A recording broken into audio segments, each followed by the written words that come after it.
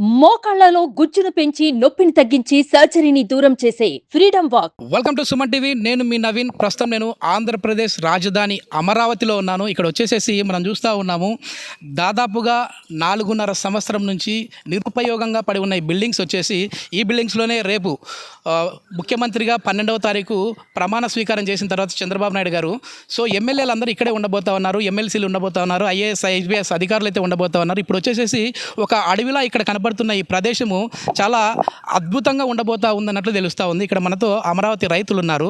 So కూటమి గెలవాలి, అదేవిధంగా అమరావతి నిలవాలి అనే నినాదంతో వీళ్ళు వచ్చారు. సో ఇప్పుడు కూటమి గెలిచింది, ఎట్లా అనిపిస్తుందమ్మా? జై అమరావతి, బిల్డ్ అమరావతి.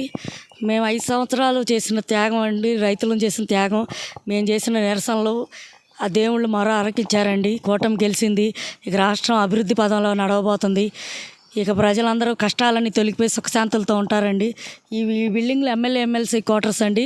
ఇవి 75-85% పూర్తయినాయండి. బాబు గారు ఉన్నప్పుడు కట్టినాయి. ఈ ప్రభుత్వం అధికారంలోకి వచ్చాక ఇక్కడ ఒక్క పని కూడా చేయలేదండి. చిన్న చిన్న మౌలిక వసతులు కలిగిస్తే అయిపోయేది. కరెంటు, వాటర్ పైప్ లైన్లు అలాంటి పనులే ఉన్నాయి. అవి చేస్తే ఎమ్మెల్యేలు చక్కగా వాడుకోవచ్చు. ఈ ప్రభుత్వం అంతా అహంకారం, ఈర్ష్య.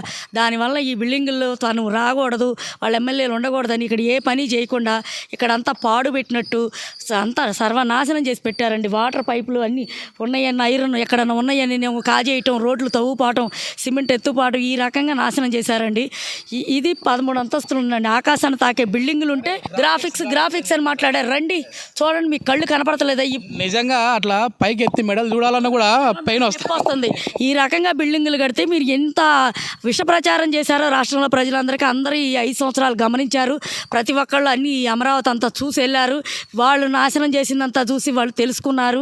ఈ రైతులను చేసిన ఇబ్బందులు తెలుసుకున్నారు. మేము 2 పాదయాత్రలు చేసాం. 2 పాదయాత్రలో ప్రతి ఒక్కళ్ళకి తెలియజేసాం. మేము ₹1 తీసుకోకుండా. వచ్చేసేసి 4.5 సంవత్సరాల నుంచి ఉపయోగించుకోకపోయినా కూడా ఇవి చూడండి ఎంత నూతన బిల్డింగ్స్ లాగా ఉన్నాయి, అంటే చాలా అద్భుతంగా ఉన్నాయి. సో ఏంటి, ఎట్లా నిర్మాణం ఎట్లా జరిగింది అప్పుడు మీరు? ఆ రోజు మొదలుపెట్టింది అందరికీ తెలుసు కదండి. రాష్ట్ర ప్రభుత్వం, ప్రధానమంత్రికి అందరూ వచ్చారు, ఇక్కడ శంకుస్థాపన చేశారు, ప్రజలు వచ్చారు. ఇక్కడ అప్పుడు ఏమీ లేవు, తర్వాత కట్టారు 5 ఏళ్ళు. వాళ్ళు సాధ్యమైన మట్టికి, వాళ్ళ పరిపాలన ఉన్నంత మట్టికి. ఈయన వచ్చాడు, యద్వాంసం ప్రజావేదికను కూల్చారు. ఈ రకంగా ఇన్ని బిల్డింగులు కట్టి ఉన్నా కూడా ఏమీ లేవు. శ్మశానం అంటే మేము ఆ రోజు ఉప్పెంకినంటూ ఉద్యమం లాగా బయటకు వచ్చి ఇది ప్రజా రాజధాని, ఇది ప్రజలకు తెలియపరచాలి. ఇక్కడ ఒక అడవి కాదు ఇది, ఇక్కడ ప్రజలు నివసించే స్థలం. మనకి రాజధాని ఒకే రాష్ట్రం, ఒకే రాజధానిగా ఉండాలి. నిజంగా మీరు కన్న కళలు అయితే సాకారం అయ్యాయమ్మా. ఎందుకంటే ఇది కేవలం రాజధాని ప్రాంత ప్రజల అభిప్రాయం మాత్రమే కాదు, మొత్తం రాష్ట్ర వ్యాప్తంగా ఉన్న ప్రజల అభిప్రాయం, 5 కోట్ల మంది ప్రజల అభిప్రాయం. ఈ రాజధాని ఒకటే ఉండాలి, అది కూడా అమరావతి ఉండాలని వచ్చిన తీర్పు చూస్తూ ఉంటే మీకేమనిపిస్తుందమ్మా? ఎంతో కష్టపడ్డారు మీరు. మాకేమనిపిస్తుందంటే, సంక్రాంతి పండుగ వస్తే రైతుకి పంట మొత్తం ఇంటికి వస్తే ఎలా సంతోషపడతామో, మేము రాజధాని రైతులను కూడా ఆయన ఓటమిని చూసి ప్రజలంతా కూడా ఏమనుకున్నారంటే, ఇది వాళ్ళు విషం చిమ్మినా సరే రాజధాని రైతులు 25 సెంట్లు వాళ్ళు తీసుకొని రాష్ట్రం కోసం 75 సెంట్లు ఇచ్చారు. ఆ 75 సెంట్లు కొని అపహాస పాలు చేసి ఎంత అవాసకాలు వాళ్ళు చేసినా ఇవాళ ఆంధ్రప్రదేశంలో జనాలు మొత్తం తెలుసుకుంది ఏంటంటే, మన ఆంధ్రాకి అమరావతి రాజధాని. ఆ బిల్డింగులు మించిన బిల్డింగులు ఢిల్లీలో కూడా లేవు. మేము ఢిల్లీ 2 సార్లు వెళ్ళాము, ఢిల్లీలో కూడా లేవు. ఢిల్లీని తలదన్నే రాజధాని చేపిస్తానన్న మోడీ కూడా వెనకడుగేసప్పుడు ఆయన వైసీపీ మొక్కి తొత్తుగా అయ్యప్పుడు ఆయన కూడా వెనక్కి లాగాడు. కానీ ఇవాళ తెలుసుకున్నారు, చేసిన తప్పులు తెలుసుకున్న ప్రతి వాళ్ళు ముందుకొచ్చారు. ఆంధ్ర ప్రజలు కూడా ఒక ఓటు ద్వారా ఆయన ఇంటికి పంపించారు. ఇవాళ మాకు ఎలా ఉందంటే, రైతు 10 ఎకరాలు 100 ఎకరం పంట పండితే ఏ విధంగా సంతోషంగా ఉంటుందో మీ కళ్ళల్లో ఆ ఆనంద బాష్పాలు చూస్తూ ఉన్నాము, మీ మాటల్లో కూడా మాకు తెలుస్తూ ఉందమ్మా.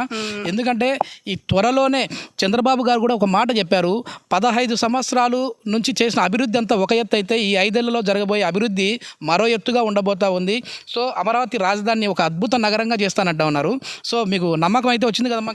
నమ్మకం పూర్తిగా ఆయన పక్కకి తొలగి ఆయన లేని సమయంలో కూడా ఆయన ఉన్నాడే అని చెప్పి ఒక మంచి సంకల్పంతో ఈ 5 సంవత్సరాలు కూడా మేము ధర్నాలు చేసినా శాంతియుతంగా చేసినా మళ్ళీ ఎవరైతే విత్తనం పెట్టారో వాళ్ళే చెట్టుని పెంచుతారనే ఒక దృఢ నమ్మకంతో ఈ 5 సంవత్సరాలు కూడా మొన్న ఎలక్షన్ రోజు కోసమే ఈ 5 సంవత్సరాలు ఎదురు చూసాం. మేము ఎదురు చూసిన దానికి మేము 4 సంవత్సరాలు శిబిరాల్లో ఉండి చేస్తుంటే భయపడతా ఈ పూట భోజనం చేయకపోతే రేపు నిరసత్త వచ్చిద్ది, అయినా కానీ ఆకలి అవ్వపోయినా భోజనం తినాలా, రేపు పొద్దున్న శిబిరానికి వెళ్ళాలా. ఈ 5 సంవత్సరాలు కళ్ళు మూసుకొని నిద్రపోయినా కానీ నిద్ర రాలేదు. కానీ ఈ రోజు కోసమే ఎదురు చూసాము. ఆయన ఒక్క ఛాన్స్ అన్నాడు. ఆ ఒక్క ఛాన్స్ తోటి ప్రజలందరూ కూడా అది గమనించారు. ఆ ఒక్క ఛాన్స్ తోటి ఆయన ఇంటికి పంపించారు. మేము అమరావతి రైతులుగా ఆయన్ని సీఎం సీట్లో కూర్చోబెట్టిన తర్వాతనే మనకి నిద్ర అమరావతి రైతులకు కానీ మహిళలకు కానీ అని కంకణం కట్టుకొని చేశాం. హైదరాబాద్ని ఎలా అభివృద్ధి చేశాడో ఆంధ్రప్రదేశ్ని కూడా అభివృద్ధి చేస్తాడు. ఇప్పుడు కొడుకు ఇంటికి పోతే అమ్మకి అన్నం పెట్టమని అడగాల్సిన పని లేదు. ఆయనే నా కొడుకు వచ్చాడని తల్లి ఎంత ప్రేమగా అన్నం పెట్టిద్దో ఆ తల్లి ఒక్క కొడుకే పెట్టిద్ది. బాబు గారు 5 కోట్ల ప్రజలకు అన్నం పెడతాడనే నమ్మకం మాకుంది. జై అమరావతి, బిల్డ్ అమరావతి. ఇప్పుడు చంద్రబాబు నాయుడు గారు ఎప్పుడు చెప్పినా ఒక మాట చెప్తా ఉంటారు, సంక్షేమము అభివృద్ధి రెండు కూడా 2 కళ్ళలా ఉండాలని చెప్పేసి అంటూ ఉంటారు. సో ఇప్పుడు సంక్షేమ పథకాలు అందిస్తూనే అభివృద్ధి అంటే ఏంటో చూపిస్తూ అంటూ ఉన్నాడు. ఇంత మెజారిటీ రావడానికి, భారీ మెజారిటీ వచ్చింది, ఇంత మెజారిటీ రావడానికి కారణం ఏంటి? అదేవిధంగా వైసీపీ మరీ అంత అధపాతానికి పోవడానికి కారణం ఏంటి? దానికి వాళ్ళు చేసుకున్న ఇదేనండి, వాళ్ళు తీసుకున్న గోతలో వాళ్ళే పడ్డారు. ప్రజల్ని నమ్మించి మోసం చేశారు. ఇదిగో ఈ రకంగా బిల్డింగులు కట్టి, ఇప్పుడు బిల్డింగులు మేము ఒక ఇల్లు కట్టుకున్నామంటే ఏదో ఇటుక రాళ్లతో అట్లా కట్టుకున్నాం. ఇది సిమెంట్ కాంక్రీట్ అండి. ఇప్పుడు తరతరాలుగా ఉండాలి. సిమెంటు, ఇసుక, కంకర కలిపి కాంక్రీట్ లాగా పోసి ఎంతో పటిష్టంగా, ఎంతో స్ట్రాంగ్గా కట్టించారు. ఇది అయిపోయేది కదమ్మా, అయిపోయేదానికి ఇక్కడ ఇది చంద్రబాబు నాయుడు గారికి ఒక డ్రీమ్ ప్రాజెక్ట్ అండి. ఒక ప్రపంచ స్థాయి నగరంగా ఒక ప్రపంచ స్థాయి నగరంగా వెలుగొందాలని చెప్పి మాకందరికి కూడా మనకి రాజధాని లేని రాష్ట్రంగా ఉండకూడదని చెప్పి మాకు రైతులందరికి కూడా వివరించి ఎకరానికి 45% మేము తీసుకుంటే 75% రాజధాని నిర్మాణం కోసం, రాష్ట్ర అభివృద్ధి కోసం ఇచ్చామండి. అన్ని ప్రజలందరికీ ప్రభుత్వం మారగానే రాష్ట్ర ప్రజలందరికీ మోసం చేసి అందరికీ అది కమ్మ రాజధాని అని. కమ్మ రాజధాని ఏంటండి? ఇది దళిత రాజధాని అండి. అందరి తీర్పు కూడా అమరావతి రాజధానికి మొగ్గు చూపారు. ఎక్కడైతే ఇప్పుడు ఆ పదం చెబుతూ ఇది కమ్మ రాజధాని అన్నారో అదే మైనస్ అయిపోయింది వాళ్ళకి. సో ఎట్లా చూడొచ్చు అన్న ఈ గెలుపుని? ఎట్లా చూడొచ్చు ఈ గెలుపుని? మేము చాలా అభినందిస్తున్నామండి. తెలుగు ప్రజలకి, ముందరగా మీడియా మిత్రులకి, ఆంధ్రప్రదేశ్ జనాలకి అందరికీ మేము ధన్యవాదాలు చెప్పుకుంటున్నామండి. ఎవరైతే మాకు సపోర్టర్స్ ఉన్నారో, ఎన్ఆర్ఐస్, మీడియా వాళ్ళకి కానీ, మీడియా మిత్రులకు కానీ అందరికీ మేము సపోర్ట్ చేసిన వాళ్ళందరికీ మేము ధన్యవాదాలు చెప్పుకుంటున్నాం. ముందరగా మేము 4 సంవత్సరాల నుంచి ఈ ప్రభుత్వాన్ని ఏ రకంగా ఓడించాలా, ఏ రకంగా ఇచ్చేయాలి, ఎందుకంటే ఆయన ఎప్పుడైతే 3 రాజధానుల నిర్ణయం తీసుకున్నాడో ఆ రోజు నుంచి చివరి క్షణం వరకు మేము పోరాడుతూనే ఉన్నామండి. ఈ ప్రభుత్వాన్ని ఎట్లయినా గద్దె దించాలి అని అనేసి మేము పోరాడుతూనే ఉన్నామండి. ఇప్పుడు ఈ బిల్డింగ్స్ 2017 డిసెంబర్లో, అంటే కేవలం సంవత్సరంన్నరలోనే ఇటువంటి టవర్స్, దీని టవర్స్ అంటారండి, మొత్తం 12 స్టైర్స్, ఇటువంటి టవర్స్ మొత్తం 10 ఎకరాల విస్తీర్ణంలో 12 టవర్స్ కట్టారండి. మొత్తం 288 ఎకరాలు ట్రిపుల్ బెడ్రూమ్ ఫ్లాట్స్ లక్ష్యం ధ్యేయంతో గత ప్రభుత్వం కేవలం సంవత్సరంన్నరలోనే ఇటువంటి 12 టవర్స్ కన్స్ట్రక్ట్ చేశారు. అలాంటిది బాబు గారు ఇంకా ఎన్నో కంటిన్యూ అయ్యి ఉంటుంటే ఈ పాటికి ఎంతో అయిపోయేది ఉంటుంది. కేవలం సంవత్సరంన్నరలోనే ఇటువంటి కన్స్ట్రక్ట్ చేశారని అంటే ఇంకా ఎంతో అధికారం ఉంటే ఎంతో చేసేవాళ్ళు. ఇది మొత్తం మీద ఇక్కడ చూస్తే చాలా వరకు కూడా ప్రజలు ఇంకా రాబోయే 5 ఏళ్లలో అభివృద్ధి తప్ప ఇంకా ఇట్లాంటి అసాంఘిక కార్యక్రమాలు అయితే ఉండవు. సో ప్రశాంతంగా ఇప్పుడు మేము నిద్రపోతాము, ఆయనను ముఖ్యమంత్రి చేసుకున్నామని చెప్పేసి అమరావతి రైతులు చెప్తా ఉన్నారు.